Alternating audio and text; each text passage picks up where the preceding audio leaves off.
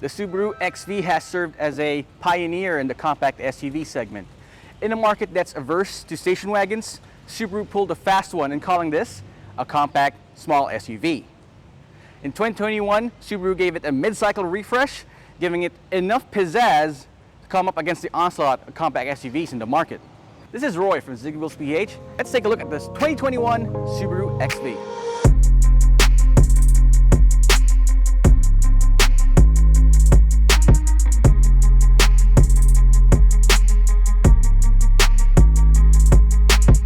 The biggest change to the 2021 Subaru XV has got to be the front end. Instead of a mesh grille, they went ahead with a different direction here. While other brands adapt to the mesh grille, they went ahead with a more distinct front end. So that's the biggest change right there. But it also has another a refreshed bumper here in order to match that front grille. And for all you LED fans right there, it also has LED fog lamps. So all in all, it still pretty much looks the same as the last one, but it gives it a more distinct look. Heading over to the side of the 2021 Subaru XV, it still keeps the same design as the previous year's model with this multi-tiered body lines right here. And again, if you look at it from a different perspective from the previous Subaru XV, you probably won't be seeing the difference, but the biggest change would have to be on those mags. Let's take a look.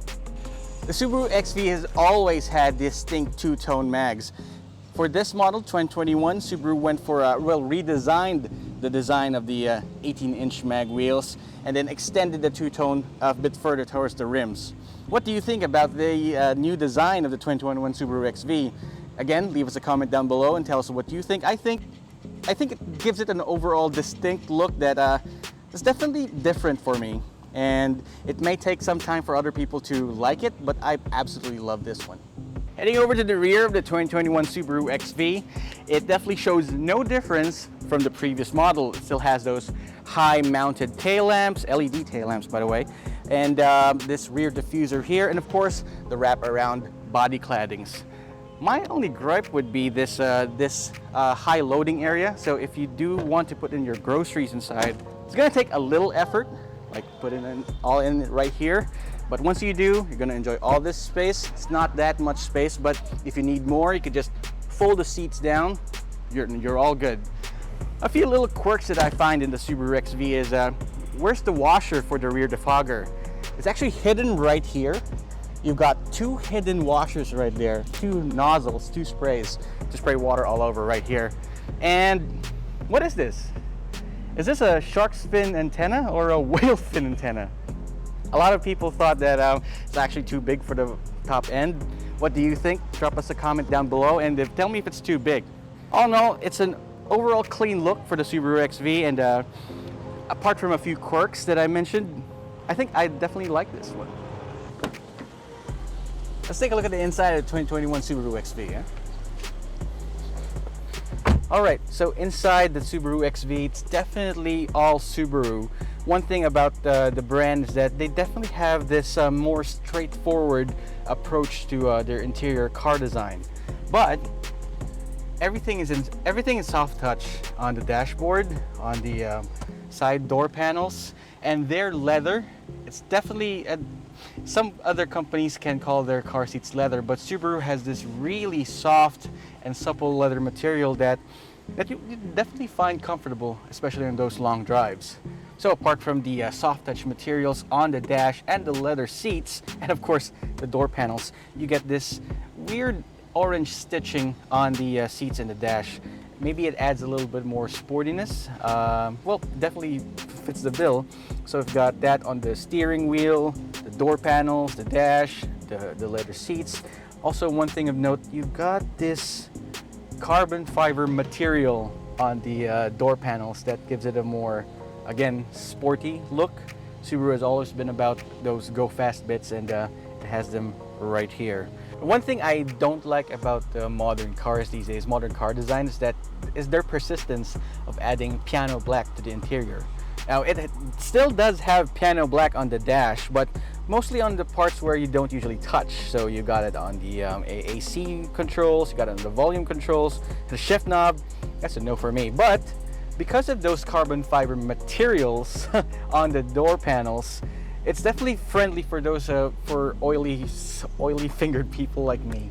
Of course, I really appreciate this. I think all companies should have, you know, fully adjustable steering wheel. You get tilt and reach, so getting your perfect driving position is easy on the Subaru XV. Right on top of the 8-inch multi-touchscreen, you definitely have all these buttons to control them. Speaking of that touchscreen, the 8-inch high-definition touchscreen, as Subaru calls it, has been updated for 2021. Some people may call the previous models a bit laggy, but this one here, it's definitely of good quality, and you definitely don't feel that lag at all. You also have your automatic climate control right here and your large glove box. On the center panel, you have this nicely padded armrest, and inside that armrest you'll find another power outlet, 12-volt power outlet. It actually has two power outlets, run right here, right in front of the shifter, and of course inside here you got two USB ports, apart from the one USB port that's right there. Okay, so how do I like the interior of the Subaru XV? It's definitely more premium than some other Japanese brands out there. What I most definitely like is, of course, the sunroof. Of course, a lot of brands have sunroofs these days. And on that sunroof control button, you'd see some settings for the Subaru EyeSight. We'll talk about EyeSight later on as we drive. Another thing new with the 2021 model is, of course, you have your power adjustable driver's seat.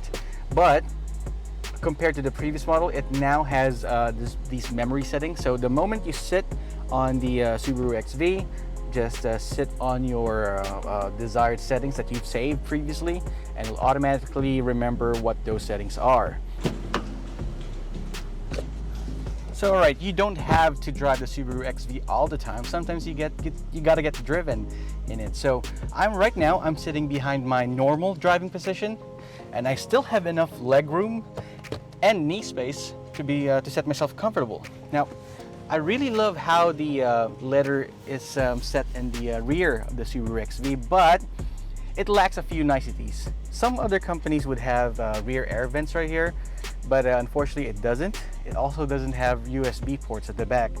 But the aircon is cool enough to reach the back part, so I guess that shouldn't be a problem. So apart from the cup holders or the bottle holders on the door panels, you also have these large speakers at the back. All in all, it's got 6 speakers, so even rear passengers will find it very comfortable at the back.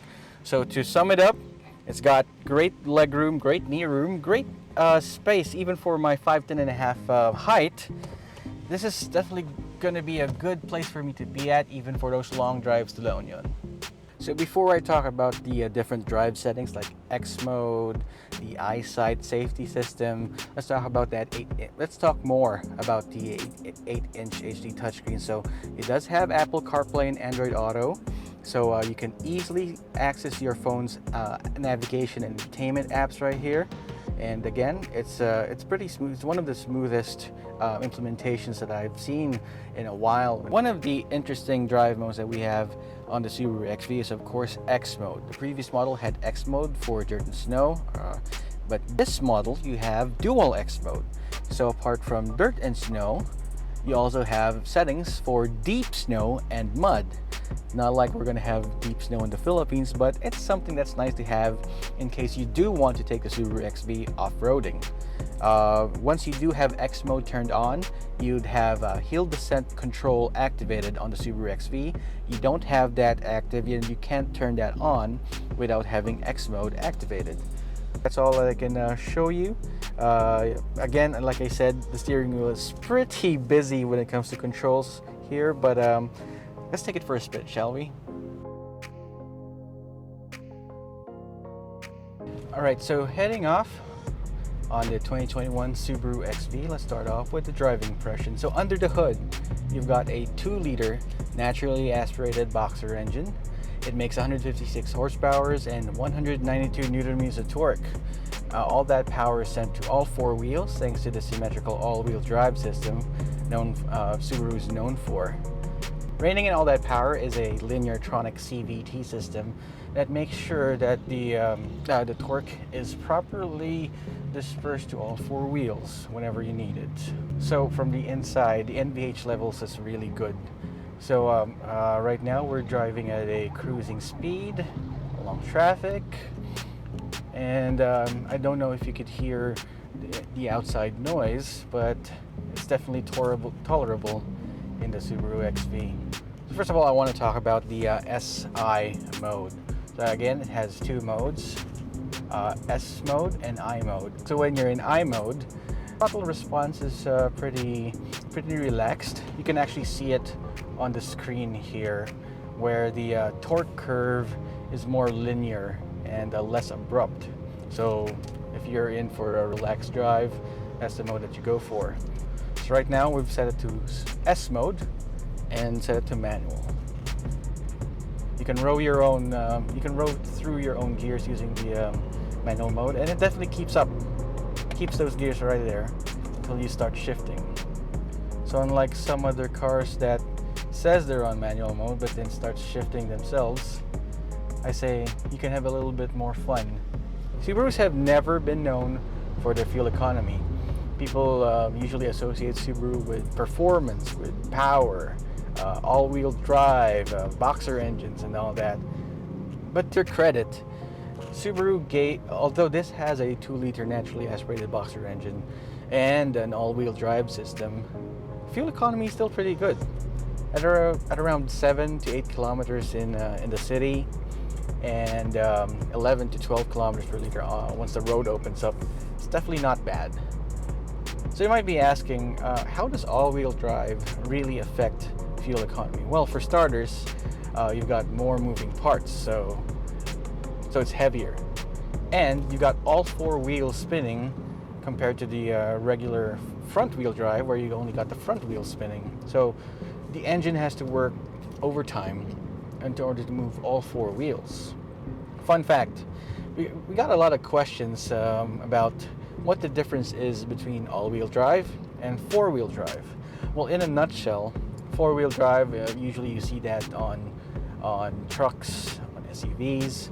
Four-wheel drive has an active differential where you can actually control where the power goes, either for the rear, the front, if it's rear biased or front biased, more for off-roading. Now with all-wheel drive, it's especially real-time all-wheel drive, you got all four wheels spinning at the same time, and the system has to control where the power goes at any given particular moment. The beauty about lineartronic CVTs, and of course Subaru's symmetric all-wheel drive, is that power goes through all four wheels symmetrically, right, at the same time. And then of course it gets to control the power according to the situation. So again, it gets to save a little extra fuel, and at the same time gives you the power that you need for any particular situation. Also, if you drive you'll definitely feel the difference between driving an all-wheel drive from a front-wheel drive. For example, I'm going to take a U-turn right here. Okay, let's take a quick U-turn.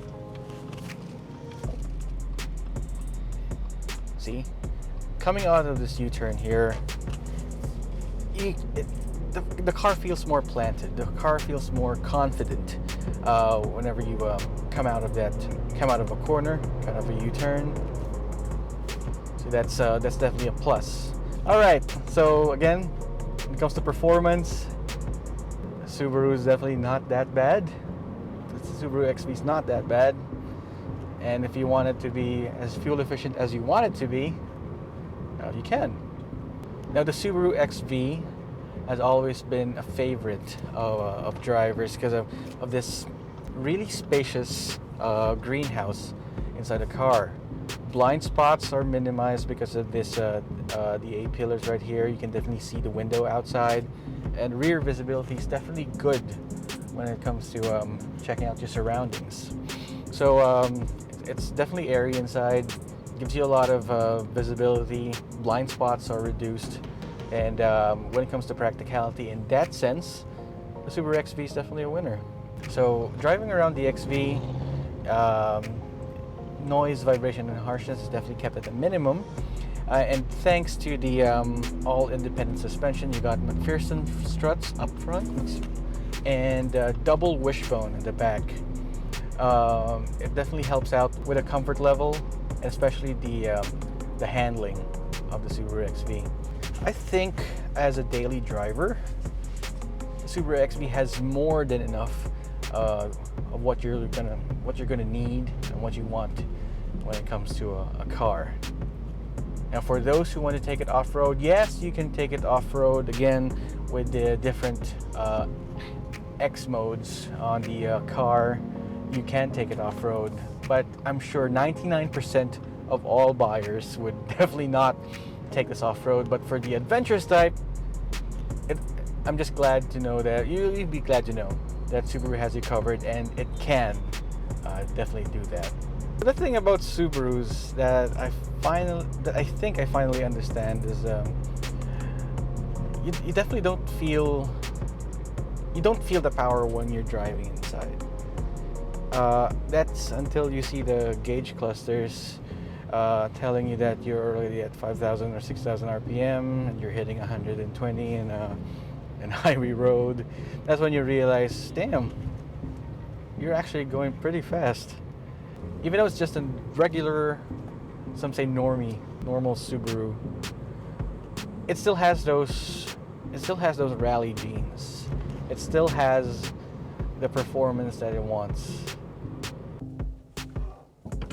Pricing for the Subaru XV starts at 1,908,000 pesos, but thanks to a special discount that they're giving this June, they're giving out an 80,000 peso cash discount, so that's a lot of savings. Subaru has effectively negated the tariffs that's been going on with imported vehicles, so you got that going on for you. Safety features abound, such as 7 airbags, ABS with EPD, ISOFIX anchors, hill assist, and hill descent control with the dual X mode activated.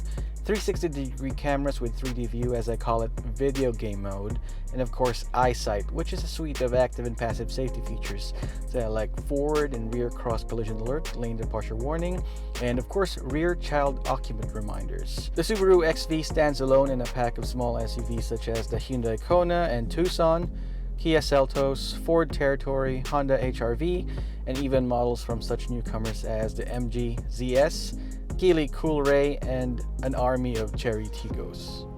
But none of them can boast the fact that the Subaru XV has true performance heritage both inside and out. So what do you think of the 2021 Subaru XV? Drop us a comment down below, and while you're at it, like this video, subscribe to our channel, and make sure that you hit that notification icon so you're alerted whenever we upload a new video. Once again, this is Roy Robles from Zigwheels.Ph. I'll see you next time.